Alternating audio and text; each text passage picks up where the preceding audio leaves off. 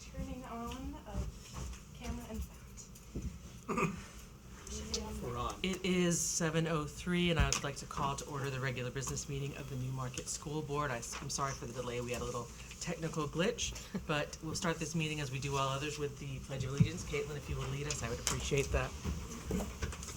Pledge allegiance to the flag of the United States of America and to the republic for which it stands, one nation, under God, indivisible, with liberty and justice for all. We'll begin this meeting, as we do all of them, by reading the mission of the Newmarket School District. The Newmarket School District is committed to the highest standards of quality education. We ensure a safe and successful learning community. We embrace diversity and respond to the social, emotional, intellectual, and physical needs of every child. We strive to work with the broader community to ensure that students develop lifelong skills, enabling them to be contributing and productive members of society. As we've done the Pledge of Allegiance, we will open the floor for public comment. Not expecting to see a lot. No one's racing to the mic. Nobody wants to complain about parking. No, they're all quiet. So, seeing no one come to the mic, we will I like Newmarket as it is. excellent. Close public comment. To the board members, I'd like to sort of modify the agenda if I could. We have Amy Rossi here to do the Health Insurance Committee report, and I'd like to move that to this point if there are no objections to that. Sure. Amy, if you'd like to proceed. Thank you for coming and making this presentation to us. Sure it's gonna be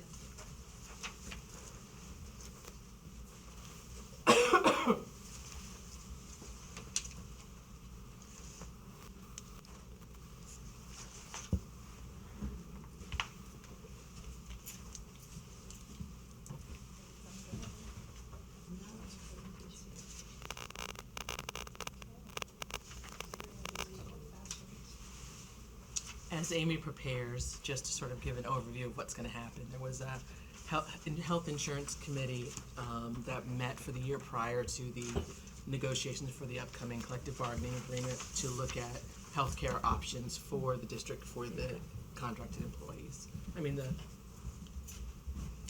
people of the collective bargaining agreement. Amy, please proceed. Right. I may back up a little bit only because it took away some of my thunder. I felt like I might have. Excuse me. So, as part of our collective bargaining agreement, we do have a committee that's put together to look at our insurance programs so that we make sure that we don't just stay with the same one that we're always in. We need to make sure that we're taking care of looking at what's out there and that we're in the best place we should be. So there's a committee that was put together with 3 teachers and 3 administrator school board members.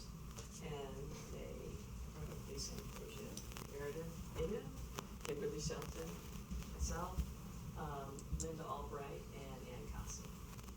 And we started getting together, I think it was in December, and we met once a month and made some plans as to what we felt we should look at and go from there. So we started by reviewing current and upcoming. Oh, she could use mine. Thank you. Current and upcoming programs through School Care, our current provider. And then also looked at Health Trust, which is Anthem, and Interlocal Trust, as they are 2 of the primary insurance companies that are used by districts in this area. We also looked at an option of a private insurance broker who has been familiar with working in local towns and school districts and currently works with the Rochester town.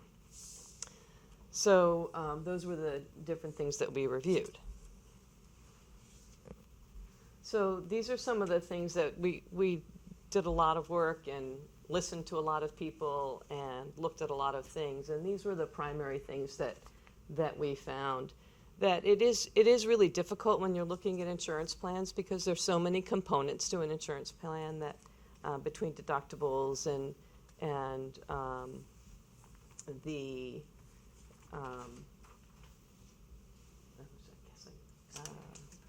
sorry. What we found was that the rates were very volatile. There was no really a solid way to look at one program next to the other without looking at all the various components.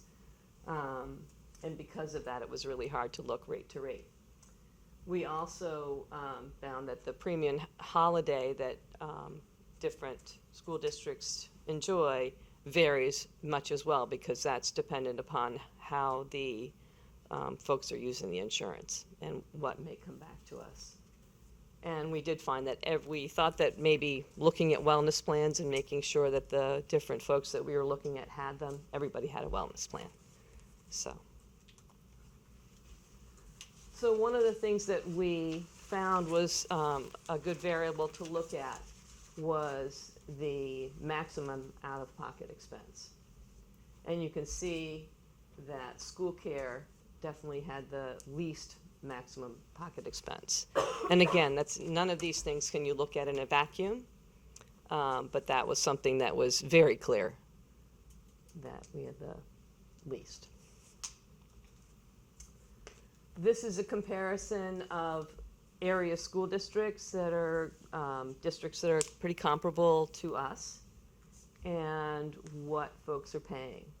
And again, you have to take into account the maximum out-of-pocket expense. And then also that has the prescription and physician fees that are out of pocket.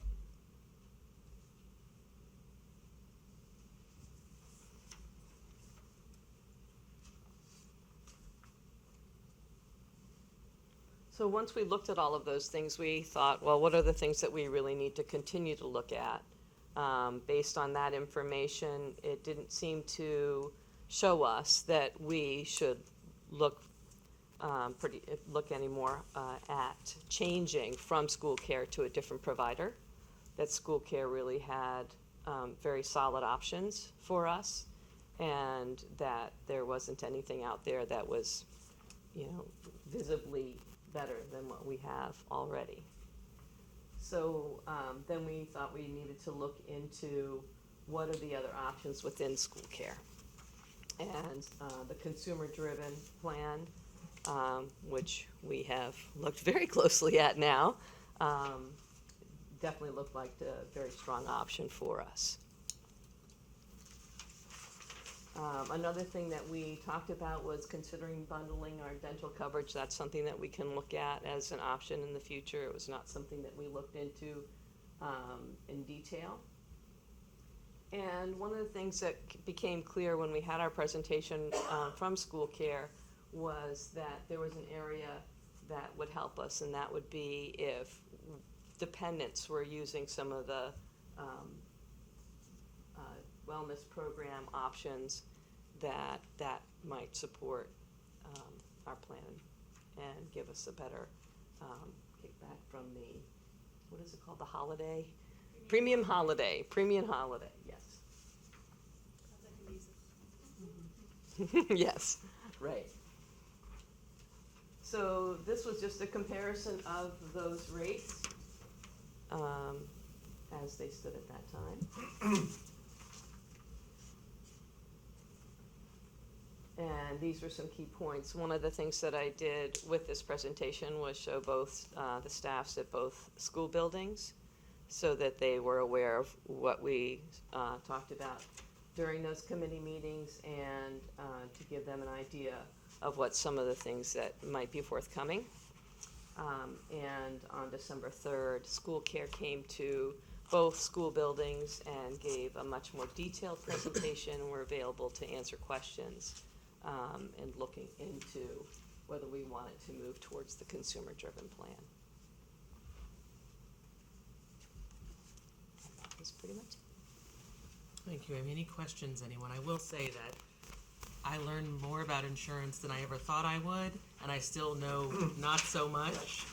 But I did discover that, our employees had excellent benefits, and that the consumer-driven plan that we were really focused on in this was a very excellent option for them moving forward. I'm impressed that two-person plan is double the single. When I was offered a self plus one plan, it was more than the family plan. So I stayed with the family plan.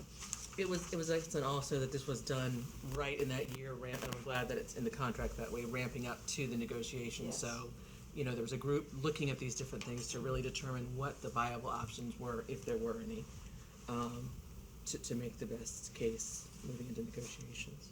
One of the things that I also learned, because I felt the same way, in that I went in really hoping to learn more about insurance, and learned a little, and realized that it's even more complicated than I realized. And part of that is that looking at any of the plans, it really depends upon the user.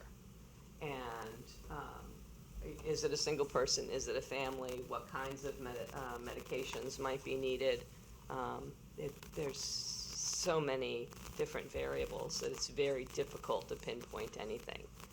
So it becomes, once the overall decision is made that seems to be the best for the whole group, it really then is the individual that has to kind of go through it and decide how that's going to work for them.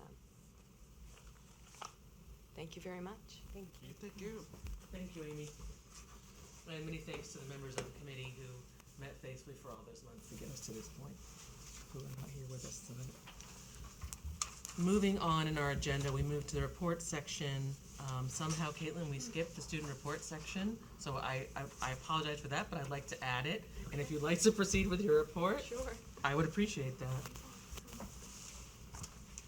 So for the student report tonight, both varsity and junior varsity girls basketball teams have kicked off their season on Tuesday. And then both boys and girls varsity basketball teams will travel to Littleton High School this Friday for games at 5:30 and 6:30 p.m. The Newmarket Junior Senior High School annual holiday concert will be held at the high school in the gymnasium on the 14th, starting at 6:30. And the Newmarket Elementary School will hold their holiday concert on Wednesday, December 19th at 6:30 in the elementary school cafeteria. And then our next meeting for the school board is on the 20th. Thank you very much. Meredith, would you like to begin your... Sure, Yeah, we're we'll gonna pass move the down. microphone, thank you very much. So let's see. First, I want to acknowledge a $100 donation from Ms. LaDonna Woods of Rome, Georgia, to her granddaughter's first grade class for books. It's so cute. We are working on, and I can talk about this more when we get to building committee, but we're working on summer and fiscal year 20 phasing plans. Okay. So we'll have more information from that as those get finalized. We did receive a petition for a new bargaining unit from our paraprofessionals and tutors. That will go to the PELRB as a next step. 8th grade had their fun run fundraiser on December 1st, so I can cross out the concert reports though because it's already been covered. Budget committee will be meeting on Monday evening at 7 to take its first look at the school board recommended budget. The late start committee will be meeting next week, December 12th at 5 to continue their work. Building committee will meet at 5 p.m. on the 18th. Two things that I included in your packets as informational. The junior senior high has been named as a targeted assistance school. That's under the ESSA plan that was approved by New Hampshire just in the past year. The federal government approved it, I think, in January or February of this past year. And so we had, instead of a premium holiday, there'd been a 2-year reporting holiday for districts in the state. But this is based on middle school performance data, and essentially it's a gap in performance for our students with disabilities. So no surprise based on the information that Erica and Amy have been presenting to us over time. We're not exactly sure what the process will look like for moving forward. We think it will be similar to what were called school in need of improvement plans in the past under No Child Left Behind, but essentially a similar process where they'll take a look at your data, your needs in that area, and develop a plan for how to address those and close that gap moving forward. I also included for you special education compliance monitoring data where, again, it shows we are not meeting indicator 5A, which is the education environments, which again is as Erica presented. We have a larger percentage than the state recommends of students not participating in the regular education environment for 80% or more of their day. So they'll be monitored for that process as well. The final issue, which has arisen that we're dealing with right now, relates to our elementary school kitchen.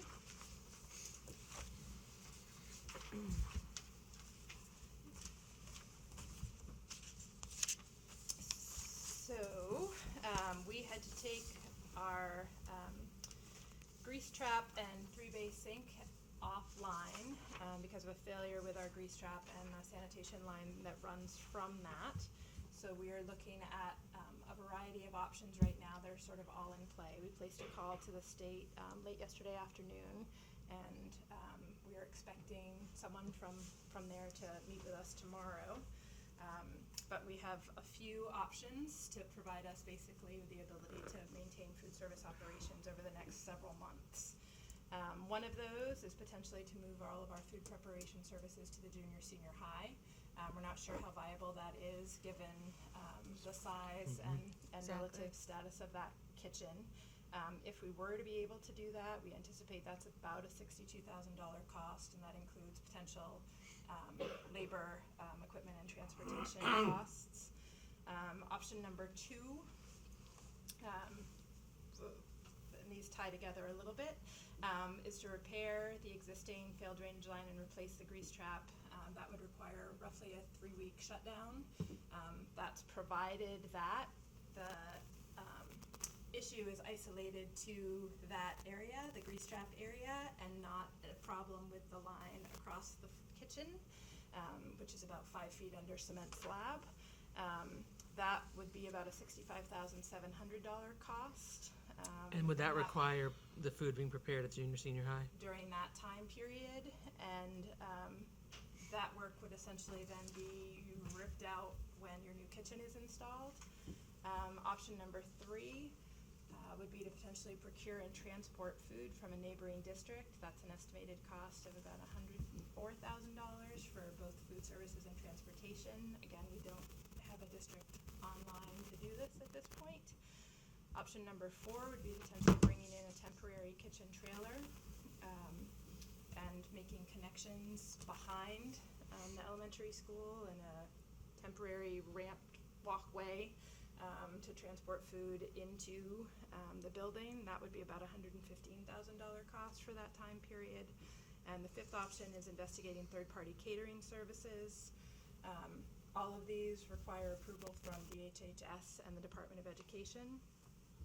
Because this is a casualty situation under your bidding policy and requires kind of immediate procurement of services and goods, it's an exception. So school board approval isn't necessarily required, but I would like the board's blessing to proceed after our meeting with DHHS and DOE with whatever the most expedient option is for us in order to address this need, because we have to provide meals. So basically, if we do 2 and 3, whatever work is done will get ripped up when the new building comes in? Is that what I just understood? 3 has no work, it's just to get food from another district. But if you do for number 2, you'd have to do number 3? Because if you close down the kitchen for 3 weeks, then we would expect to be bringing food from the junior senior high for that period of time. if it can happen, but we don't know the size and all that. So that's, number 1 might not even be a possibility for all we know, correct? And none of them may be possibilities for all we know. Okay. That's why we Depending wanna on meet what with they the approve. DHHS So right and the now, I'm looking Department at of 2 and Education. 3, thinking, but I'm trying to understand, number 3, whatever work you do will get ripped up. Number 3 has no work. It's simply getting food from another Right, district. okay, so, So Number number two 2, is sorry. like mandatory, pretty much, like we have to fix it. Well, Yes. so number 2 is we would fix it and then rip it out when the new kitchen goes in the summer. That's what or I was late looking for. spring. Sorry, I had my numbers confused. So, number 2 would kind of be throwing money away that we don't have. As would number 5, but they may be the only viable options for us depending on what we hear from DHHS and the Department of Education. I mean, obviously, this is not an ideal situation. We all know that. That's the first thing. The second thing is we need to provide the lunches for the students. Right. What does it mean for a grease trap to fail? I mean, I don't really know how they work, but Well, first of all, one of the problems that we has identified with the existing kitchen is that you don't have a separate grease trap line. It's commingled with your sanitation line, which has created other problems within your building, right? We've had drainage clogs in other places in the elementary school because you've got that commingled into your sanitation line. So that line is no longer serviceable. The trap itself has failed, and this line, at least that segment of it, is no longer serviceable. It's in really poor repair and is not gonna be able to be fixed. It would have to be replaced. The problem is that the connection that line makes is under 5 feet of concrete slab. And so in order to do that, we have to dig out that whole section of the kitchen where the dish room area is, access it, replace that line. And again, that's assuming that where we're making the connection is a viable line to the next point, and that's an unknown at this point. Did this, was this sort of acute, or was it building up over time? I mean, were they having sink issues before? We had a drainage issue before, which there was a lack of clarity about the cause of that. We thought it was tied in because, again, that line ties into the line in the center of your hallway. So there was some belief that it was tied in at the time to that. We were also, we ran dye, or we're running dye a couple of weeks ago to see if there was a roof drain tie-in to that line as well. Again, this is, 30 whatever years old Right. lines at this point, but was it acute? Yes. Yesterday we started getting water back up yesterday afternoon, and we were unable to drain it. And so when we pulled up the trap, we were able to ascertain that we're not going to be able to repair that. So. What's the plan today and tomorrow for food service? Yep, Or what was so- the plan and what will the So plan we've go into? isolated that area. Okay, Again, we're trying to consult with the state on best options. We've got pizza scheduled for tomorrow's Okay. meal. We have always an emergency supply of like a pre-prepared frozen sandwich option that Okay. is pulled out. MREs. The salad is a pre-washed, pre-bagged salad that comes to us as a commodity that is prepared. So we can still use our serving line. We have styrofoam, I guess, paper trays, cardboard trays. to avoid the So cleanup. that we aren't having to use the dishwasher. Pots and pans can be washed at the junior senior high. Tomorrow's meal doesn't require pots and pan service. So those are the pieces that we're addressing.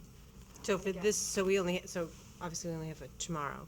So pizza for tomorrow, frozen sandwiches. And we'll have an answer from DHHS and DOE tomorrow so that we can determine which step we're moving forward And then with. by Monday we'll know. Again, short term, we're likely gonna be figuring out some way to use Yeah. the junior senior high kitchen, but likely with some menu modifications for Right. those schools.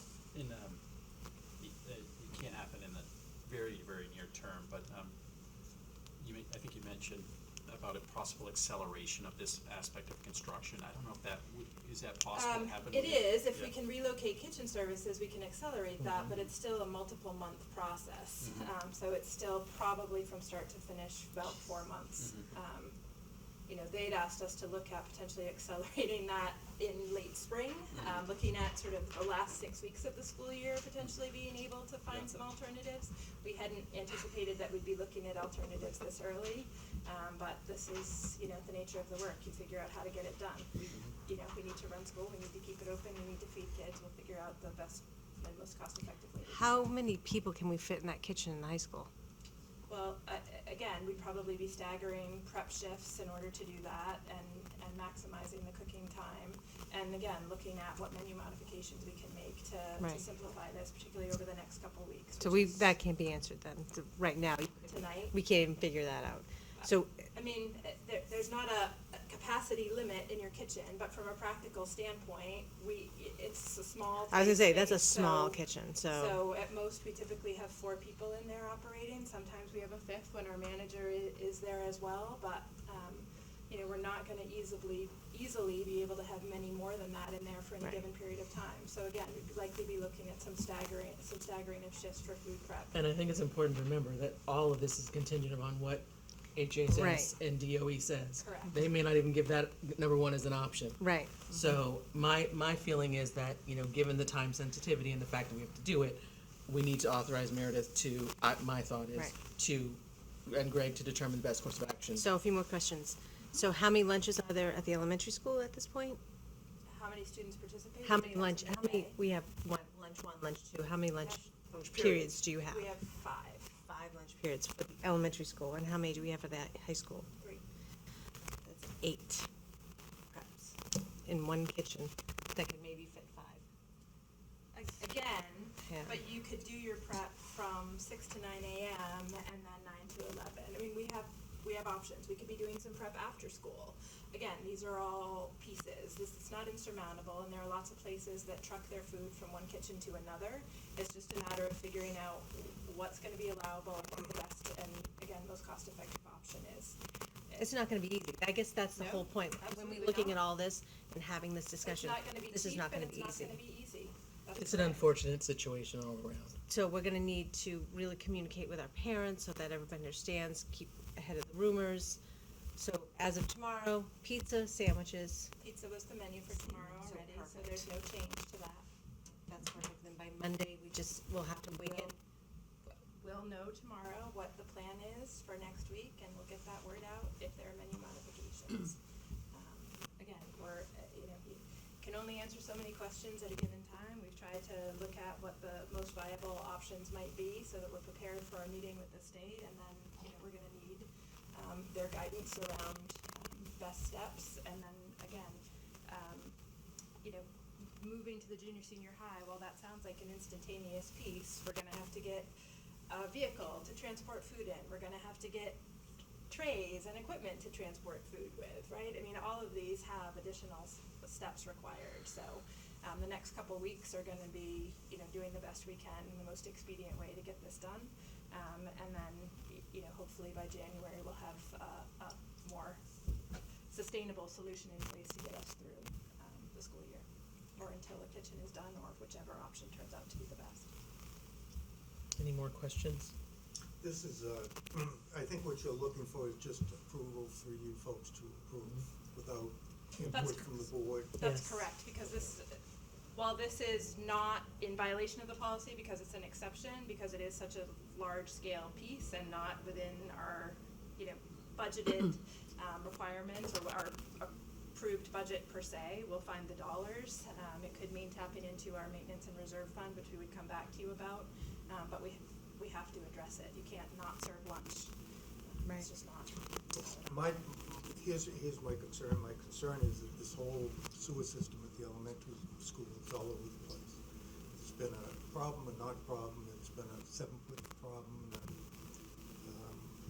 we think we can get away with it, and we think we can't. I know we've got water level problems in the kitchen as well, which we, as a building committee, haven't talked about yet, but are an issue.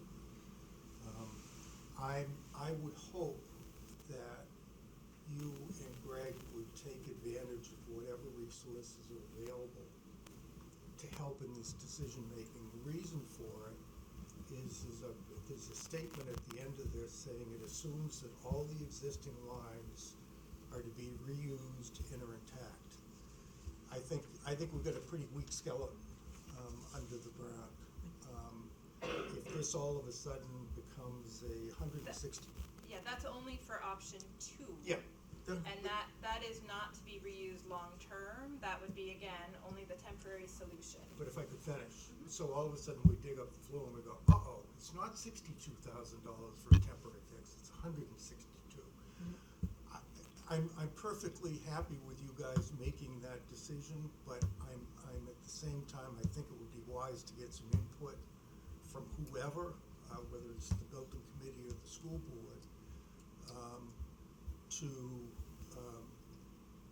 because it's a very complex problem. I realize it needs to be done quickly. That would be my only suggestion. Yeah, along that line, if I may, who determined that the grease trap failed?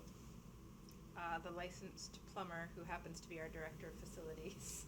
And who came up with the 62,000? So we've worked with Ekman, we've talked to our building inspector, we've been I worked who's on it as away. well. Lisa's been working on it to Good, get okay. price estimates. Good. I mean, Are these grease traps something that require? our new grease trap is an external piece Right, with a it's a separate total drain separate, line. sure. It's like it's a very different Yeah. Yeah. design Yeah. in 2018 than it was in 1986. Yep. And I have all the good feelings about Ekman and Greg and everybody else. I would just feel better as a school board member and as a building committee member, at least being appraised of what's going on before it's done. whether the chair agrees or the school board agrees, I think we need to make that decision. That's just my So if the suggestion. board would prefer to have us hold off on making a decision, is I where mean, we're at. we're outlining This is what we where we're think at. the options are and what we anticipate the cost will be. If you want us to hold off on making a decision and have an emergency meeting, we can certainly do that. I don't know that it's gonna be any different than this list, but we can give you a further. Yeah, my Yeah. worry is that, and then I'll be done with it, but my worry is that every time in the sewer system, we've assumed something good and it's turned out not good. Yes, we assumed it was, maybe could be used, that it just needed a dip. Then it was only gonna be 40 feet, now it's gonna be the whole thing. No, it's I not the just- whole thing. It's the whole We wing assumed it was the narrative. whole thing and It's it's the whole one wing. line. Is that correct? No, this is a whole separate. No, it's not Incident. correct, Al. We have about a 20 to 30-foot section of line that is in disrepair. The recommendation is, rather than excavating 7 feet below to replace the whole section, is to cap that and run a new line for that section at For a. the entire wing, is that correct? That is correct, but it's That's not. what I be- just, but that's what I just said, Meredith. Every time, and I'm sorry about this, but this is a tangled web. And I'm worried that we decide to do the 62, and then, because that's the number, and all of a sudden, somebody comes back and says, whoops, it's really 162. I don't disagree with you. I think we were talking about if you want to go back to the main drainage line, we were talking about a $250,000 problem that we now estimate to be about a $50,000 problem. So I think in the past, we've given you the worst case scenario, and it has turned out slightly better. Replacing the drain in the wing is a $50,000 problem? That's correct. Okay, I I'm would done, I'm done, okay. Just to move on, first of all, I think we ought not to wait on this. I don't think we can. need to go, but maybe, I think it's really with number 2, Meredith, if I can, Al, that, I think that's where the concern lies, that if we're doing some temporary thing, and Our we might be, concern lies there as well. you might be chasing our tail and just finding another problem as we dig. So That's why we have- Is that, but the other ones don't involve that. The Right, other I'm just concerned that proposals, we so- underestimate the degree of the Yeah, problem. I'd be scared of too, And to because it's say, just. okay, we're gonna add another Yeah. 100,000 Yeah. without any approval except for the facilities director, and yourself, I feel uncomfortable. That's all. I mean, I think the first step before anything is what happens with the approval on the next level. Yep. Because none of these things could be approved. I don't think that'll be the case. But it may be number 7 or number 4. No, it's number 7. Number 4 is the one that the only choice that we have. So, my initial thought is, should we? And this is just me thinking about it this time. The question seems the issue, the greatest issue seems to be with choice number 2, Right. which may not be a choice as of tomorrow. So why don't we determine that if the choice is not choice number 2, Go ahead. we proceed with the other option, with whatever option is the most cost-effective, time-efficient, and best option for the students. Is that amenable to everybody? Yeah. Elizabeth? Yes. Okay. That's why you're the chair and I'm not. Thank you. Well, so I just seek a motion to authorize Meredith to proceed with any option other than number 2, pending the approval of the DHHS and the DOE. Okay, You can amend it if you'd like. not necessarily, but just because we gotta move on this, we don't know what the Department of Human Health Services is gonna say. Maybe they say you gotta do number 2, I don't know. But, so we gotta be able to move quickly on this, so if, I would, just with that caveat, if we're relegated to that, then, Do we want to say that well, we can't do that. I was going to say, if the suggestion is number 2, then we get a special business meeting to address this Monday night or Tuesday fair night. enough. Yep. I think Even that's- Saturday That's morning. fine. I'm thinking of the whole posting Posting piece. stuff, yeah, I was gonna say, how long does it take to get an So if emergency we meeting? decide that now and it's posted tomorrow, if this even comes to pass, could we have a meeting Tuesday night? Or, I mean, we should, if this has to be done, Saturday morning just doesn't work. It's like, I don't think we can do it with the posting. The posting has to be out. if we went tomorrow morning at 7 and we had the meeting at 8? I think it's gotta be 48. Oh, I thought it was 24. I don't think it's gonna help us Okay. on Saturday, to be Yeah. honest, so I would suggest that you meet at 6 on Monday, or 6:30 prior to the budget committee Okay. meeting. And what's the whole, if this, I mean, again, this all depends on, this is number 2, the If big it's not number number 2. 2, we proceed. Which we think is probably the least Yeah. likely option, Yeah. frankly, Right. because of our experience within this building. Okay. So really, this is. We're fretting. So we'll move forward. Yeah. I move, so moved. Okay. I need, ask the board members to use their microphones? Oh, sorry.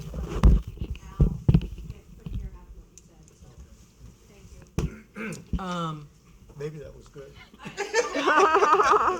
So, I seek a motion to reframe the motion, to authorize Meredith to approve one of the options, except for number 2. If number 2 is the choice, we will plan a special business meeting at 6:30 on Monday to discuss that option further. so moved. Second. We have a motion from Ms. McKinney and a second from Mr. Zink. Any more discussion? Hearing none, we'll move to the vote. All those in favor of approving this, say aye. Aye. Okay. Meredith, any other items on your report? Okay, Reese Trap. We're moving on to the committee reports, and I'll just do a brief one. We were supposed to have a professional development committee meeting this week. We decided that, there was a request made by the teacher leader group to have a joint meeting with the professional development committee, and so we decided to postpone the meeting this week, and we'll have one on the 17th, so I'll report later on that. That's about it from me. Any other committee reports? Just a quickie, we have a staff to go through tonight. The next meeting, we're going to be looking at administrative and financial, Sandy. And then to be determined in January, was it? Moving down the alphabetical listing, basically. And from the SST, and Meredith will understand this, I'm sure, far more than I do. We're going to be looking at how the funding piece for special needs students attending SST works, to basically to review something that's been in place, 14, 15 years it sounded like. So the next meeting, we're going to look at that. And after the SST board looks at that, we may be coming back to all of our boards with recommendations and asking for a vote from the boards on that piece for funding. Special education students do we have that attend class at SST? I can get you that number off the top of my head. Yeah, and I didn't carry that with me I may That would be have it, interesting to know. Any other reports, Mike? Yeah, just on the building committee met last week and approved a palette, I guess is the term, of colors for the inside of the, without my input, thankfully. But with the assistance also of student input as well. Jeremiah came and gave us a nice presentation of what things are going to look like. So that's a positive development. Otherwise, the construction is still moving along on schedule and on budget. Meredith and Al alluded to an issue with one of the sewer lines at the elementary school that's being looked at. We discussed that in the building committee meeting. They're doing some more analysis, Banwell, along with the engineers, and maybe sometime in January we'll have a better sense of what the precise solution is and how much it might cost. So we'll take a look at that at the time. Again, for anybody who may have watched the meeting, although we raised the issue of ad alternates, we're holding off on ad alternates at this time just because we're so early on in the project, and we don't have an unlimited contingency, to say the least. So we're taking a very conservative approach. But people can still see the progress. I was dropping my daughter off today. I saw a tall crane picking steel off a truck very early in the morning. The driveway, perimeter road, I should say, at the elementary school has been paved. people have seen that. So there's some neat progress there. I understand that they were actually painting the elementary school gym in the past few days, so it's coming along. So we have old buildings, so things like grease traps and sewer lines are going to come up, but I think we're effectively dealing with them, and bear with us. It's probably not the last hiccup that we'll have. It's a new So- building that's giving us the most hiccups Yeah. so far, right? Yeah. I think maybe the new lights, crossing lights were up at the last meeting. I can't remember the timing, but the crossing lights are back up at the between the Perkins building and the junior senior high school again. They're not a cure-all for being careful and having due care crossing the road, especially when it's dark out. So use the lights and look both ways. What you mean to say is hit the stupid button. Hit the button, make them flash. That's what you want to say. There you go. That's Basic. so use them. Meredith, anything else on building stuff? I don't think so. Again, we're looking right now at sort of next phase in terms of planning for summer. At this point, we anticipate that we won't be using the junior senior high at all for the summer because otherwise we won't be able to be ready for the start of school. So we're trying to work out planning for elementary school usage to accommodate all of our summer programs. We've got some site challenges for the summer because we'll be doing the elementary school front part of the site to address the parking and drainage system issues there.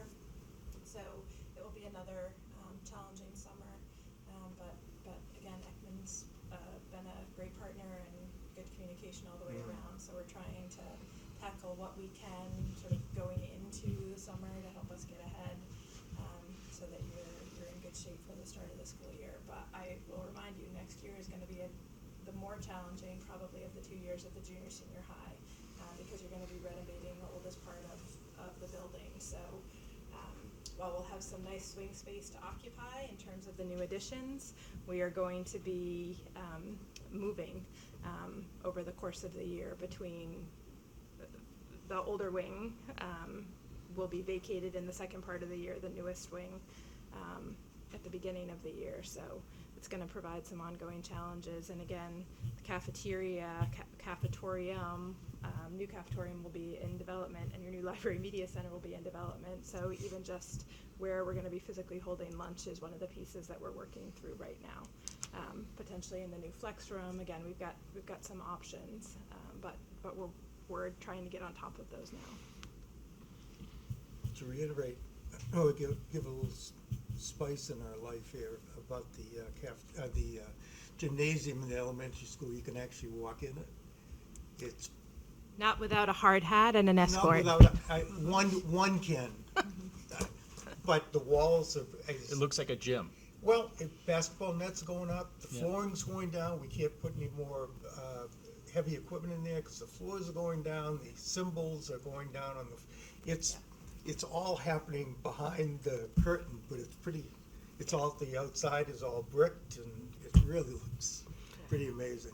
And I thought it was intriguing. I walk by on the sidewalk when I go for my walks, and you can't see it back there Right. because the way it's spaced back there. It's as if that building is just Yeah. the low building, It the is- original one. It is gorgeous. It's light. The windows that are in the gymnasium really. It's exciting. Well, it's exciting when you think about the old gym. I mean, Yeah. that's barely bigger than this room. Yeah, these guys are crackerjack. They're really doing a exciting to great see. job. Yeah. That's it for building stuff. Any other committee reports from anyone? All right, reviewing the calendar, that's things that have not been reviewed. I'll just reiterate what Meredith said about the budget meeting next week with the first run of the school board, budget 7 o'clock on Monday, building committee on the 18th at 5, school board work session on the 20th at 7. This holiday vacation is starting on the 24th, and school resumes on the 2nd. And then we will have our first school board meeting of 2019 on the 3rd at 7. Moving forward with the budget, there is the public hearing for our budget will be on the 14th of January at 7. And then we will have our second meeting of the month on the 17th. The last day to post the warrant article is the 28th. And Meredith, do we know when the deliberative is? February? I believe the tentative date is February 2nd, with a snow date in I the think maybe the following following Saturday, the Okay. 9th. Okay. Not 7, that's why I put it in, sorry. Okay. So, just those few things. Moving into discussion items, the first thing that we have is the superintendent search. As you see in your packet, we have a presentation from, not a presentation, a proposal from NESDEC and from the School Boards Association. And, you know, this, you guys need time to look at them. My thought might be, and this is just something that came to me just now, it just did, if we maybe had a meeting at 6 on Monday before the budget at 7, which I don't even know if I can make, but I think I'll make it work, to review this piece of things and sort of make some decisions about that. Would that be time enough for you all to have reviewed the documents and for us to have a good discussion about it? Yeah. Would be for me. So we will have a meeting at 6 on Monday to review the proposals for the superintendent search. And then we'll go straight into the budget at 7. All right. Next thing, we've gone over the Health Insurance Committee. The policy is the next thing for first readings of policies. And I will say that, I can only speak for myself, Six. Ingrid, but I know that the policy meetings that we've had have been very helpful, Meredith, for me to really dig deep into the policies that we have and understand them further. So thank you for helping direct us in that way. So the section A and B policies are the first two sections of your policy manual. A deals with sort of general philosophy of the district, some guiding principles. It includes policies around discrimination and harassment, some of which have been previously updated. So the remaining pieces in section A have come through due to some changes in the law, or they were policies that had updates from the School Board Association. School district legal status was not a new one, but it's just an acknowledgement of that. The volunteer involvement, again, it's just a re-upping, I guess, of that commitment. The procedural safeguards, that is again an update around our special education laws and regulations, as is ACEA. The form for non-discrimination is your next one, and Title IX grievances. You didn't have an updated form on file, and then the procedure for that as well. Safe schools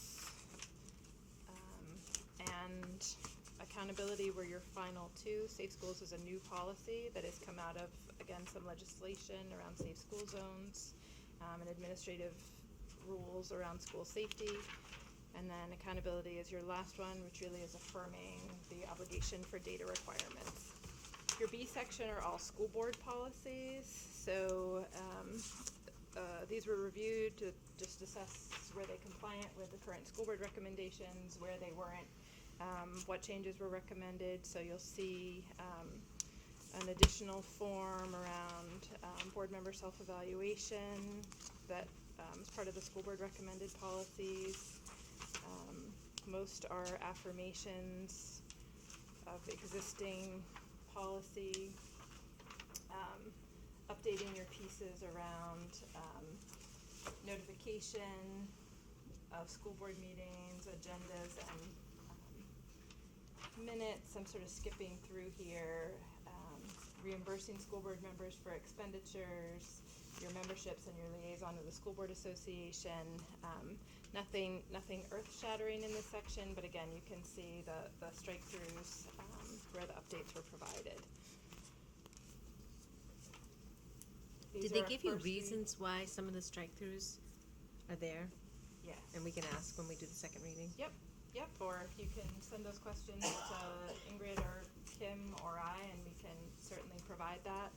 We review all of that at each meeting, so if you have specific questions, we can go over it, and otherwise, Yeah. send it along. Yeah, Elizabeth, what Meredith has for us with each of the meetings is sort of a by-section, policy by policy, either what the modifications to the legislation have been that apply to that specific policy, and we look at each one to determine which way to go with that and why rationality. So it's all there.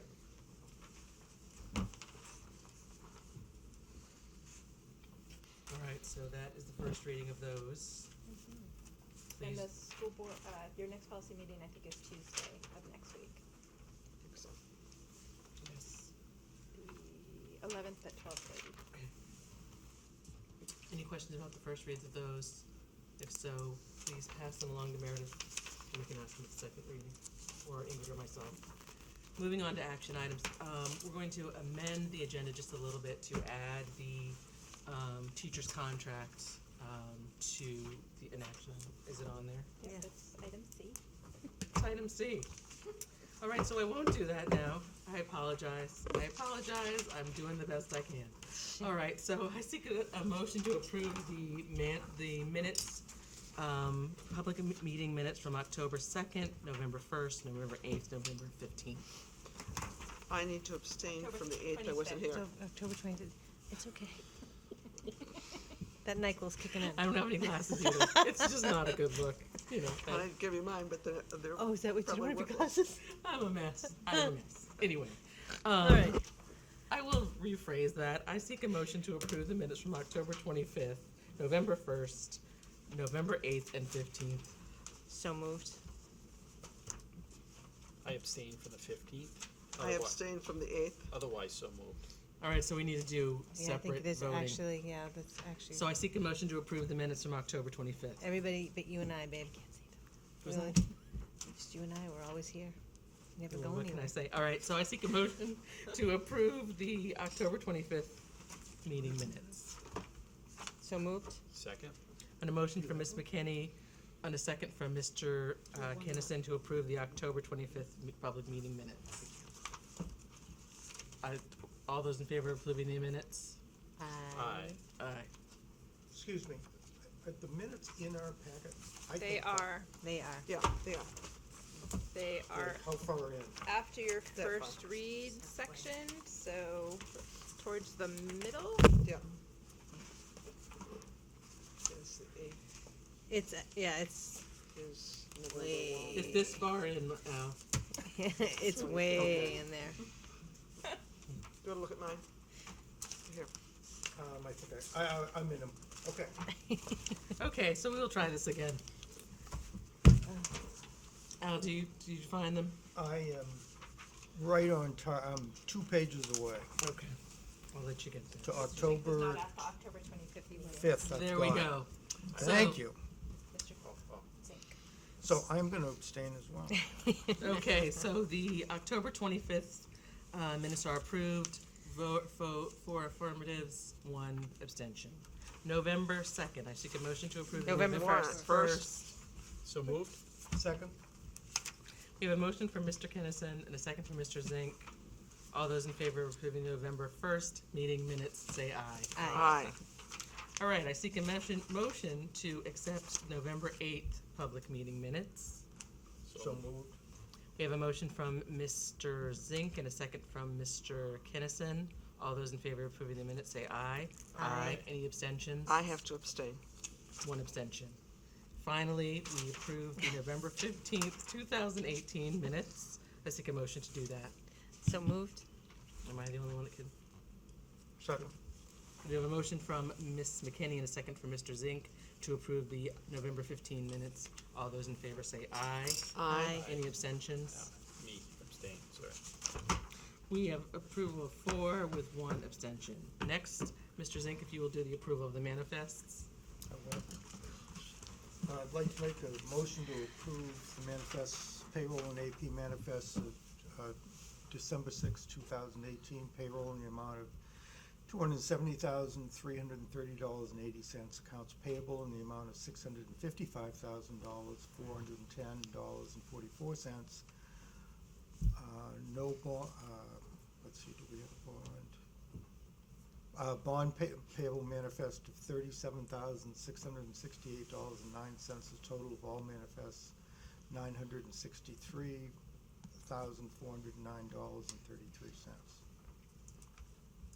Second.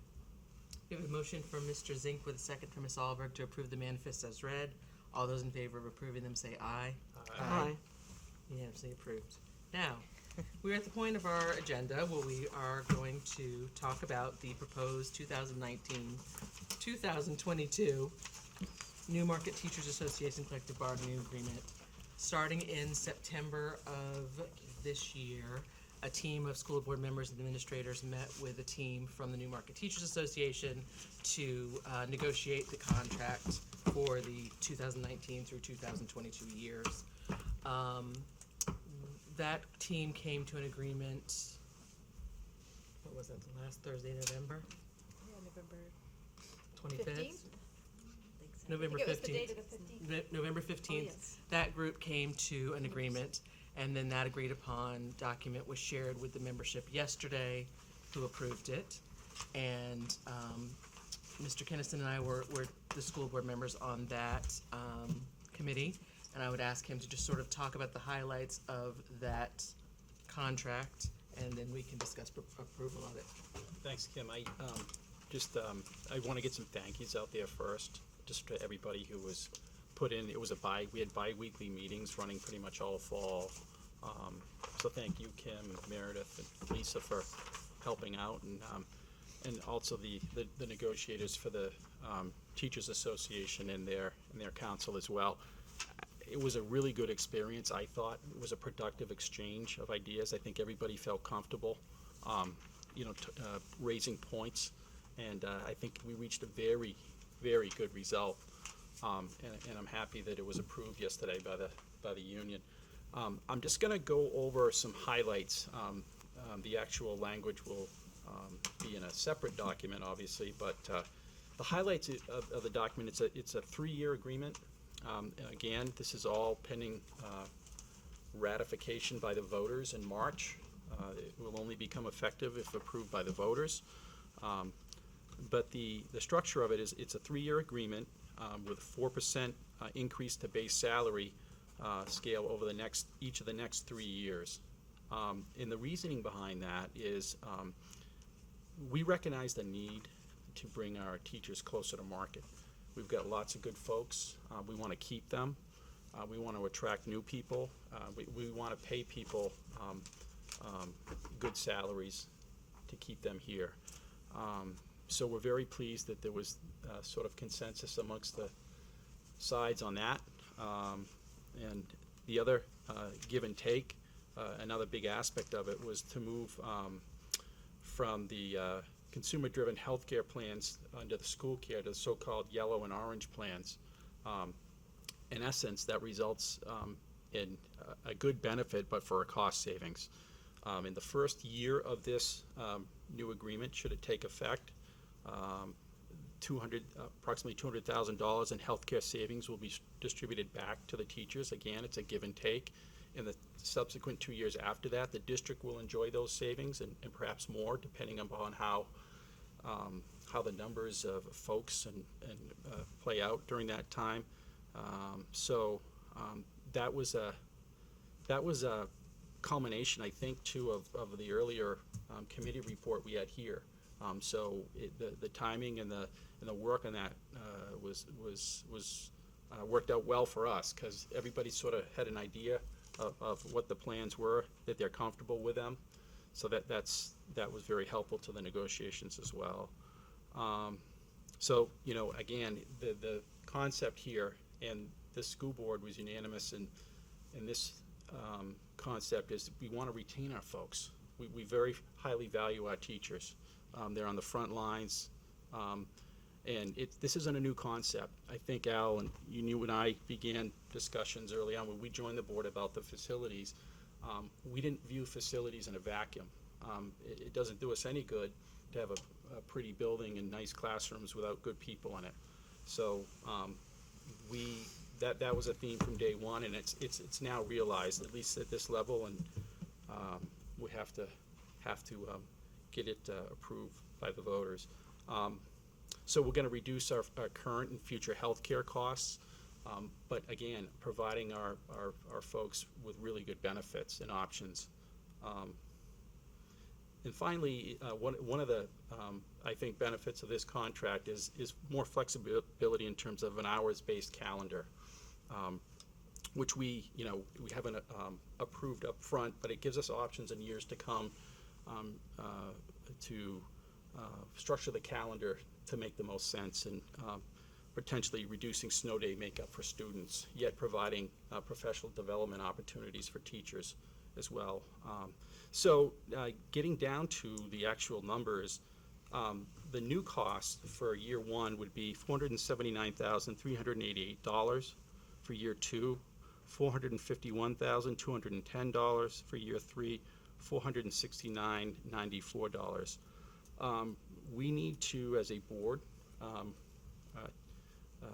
approve this or consider put out to vote for approval tonight, and I would, Kim, you ask for the motions, but I think if anybody has questions, I'd be happy to field them.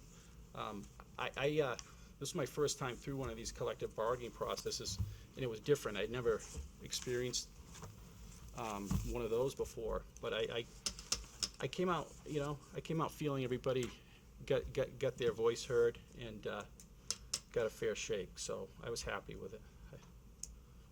I seek a motion to approve the proposed 2019-2022 NTA collective bargaining agreement. Second. First? First. We have a motion from Ms. McKinney with a Maybe second from it's Mr. contagious. Kinnison. Yeah. I know. To approve the 2019-2022 NTA collective bargaining agreement. Any further discussion? Yeah, I'm excited to get this out, to talk about it. Again, any questions, we have public comment here every meeting. And we can't make things different if we don't know what's being said. That's why you have public comment. Approval or non-approval, come and tell us. We need to know. So, And I there think we need to think about as a board, I don't know if we want to develop a subcommittee to handle the communication of this whole aspect, as well as the default budget piece, which we'll talk about later on.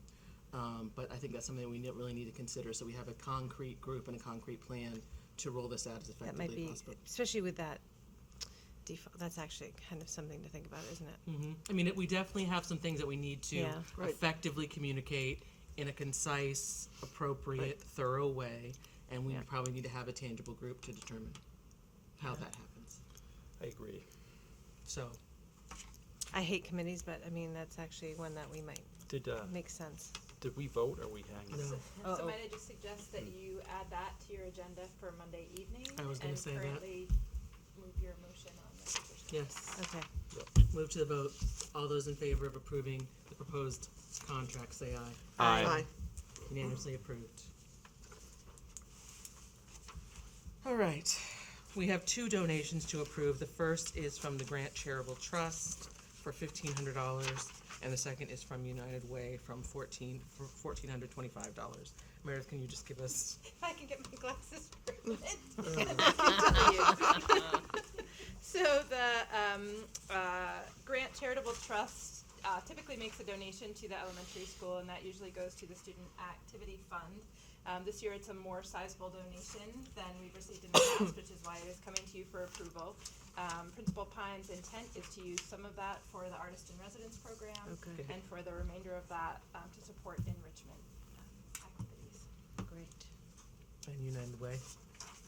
Sorry, and the United Way donation is an annual piece that goes to the junior senior high. It provides stipends for advisors for youth to youth. Excellent.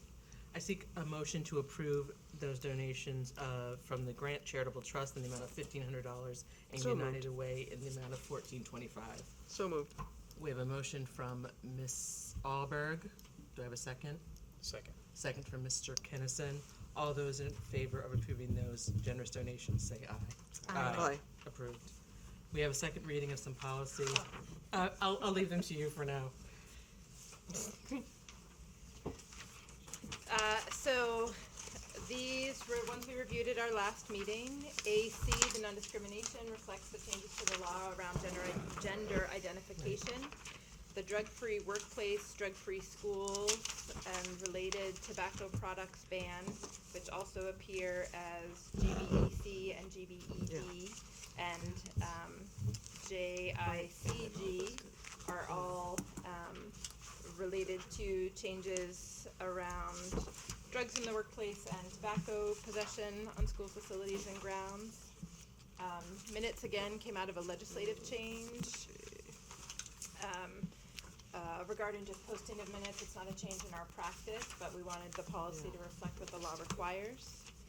BEDH, again, is really an affirmation of your public comment and participation at board meetings policy. Crisis prevention and response is a deletion. There was a change to that. It's now replaced by policy EBCA, which is crisis prevention and emergency response plans. Statute, for example, now requires that those be submitted annually by schools to the Department of Ed as well as Homeland Security. Data governance and security is a new policy, which we talked about at our last meeting. There are some cost implications for that policy, and Jason Carey, our IT guru, our IT overall everything person, is currently working on the governance plan portion, and he's working with his technology colleagues around the state to put that together. There are also some cost implications, which we talked about during the budget process, for some student privacy protections. So we'll come back to you more when that plan is assembled. Data record and retention, again, some changes there, so we've updated the schedule accordingly. Employment references and verification is also a new policy that deals with making sure that information regarding sexual abuse is passed on by employers, and so that you're not providing a good reference to someone who's been found guilty of those allegations.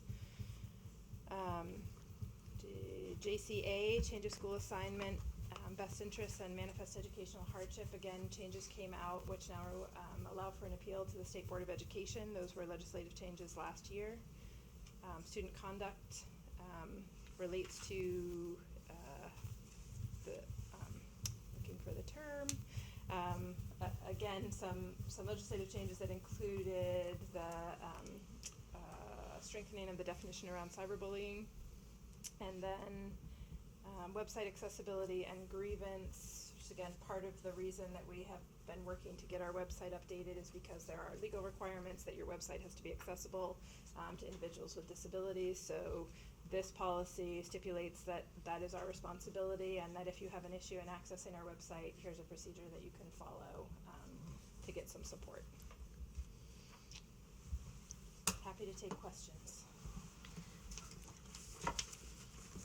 Any questions about any of those policies? I'm here.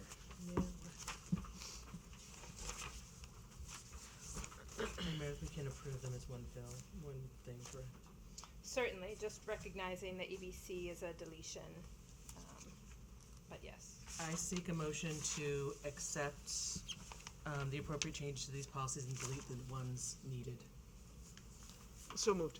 Second. Motion from Ms. Alberg and a second from Ms. McKinney. Any questions or discussion? Yeah, just more thank yous for all of you who've gone through these meticulously and read them. And I've learned a lot, and there's a lot to come Oh, with that. yes, It's a lot. thank it you. is. We'll move to the vote. All those in favor of approval say aye. Aye. I seek a motion, if there's nothing else on the table that anyone has, our next meeting will be now Monday at 6 o'clock, followed by the budget workshop meeting. Might as well just stay here. I seek a motion to enter non-public session under RSA 91A3 2C. So moved. Second. We just have to sign the boys. We have a motion from Ms. McKinney with a second from Mr. Kennison to enter non-public session at 9:11 p.m. We'll do a roll call vote. Mr. Z. It's 8:11, eight. it's still, yeah. C. It's only 8? Oh, Close. good. Yes. Aye. Ms. Alberg. It's connected to this. Aye. Aye. Aye. Mr. Kennison, Ms. McKinney, me, we are not. Do you guys need us to sign something? Come up. Yeah. Yes. Autograph. We all love it. Do they need all our signatures? No.